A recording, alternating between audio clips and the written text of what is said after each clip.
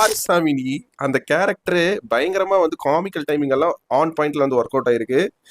அந்த கேரக்டருக்காகவே தனியா வந்து ஒரு எபிசோட் வந்து வைக்கலாம். அந்த அளவுக்கு ஒரு நல்ல ஒரு ஹியூமர் உள்ள ஒரு கேரக்டர். அண்ட் அந்த ஆக்டருமே ரொம்ப சூப்பரா நடிச்சிருந்தாரு.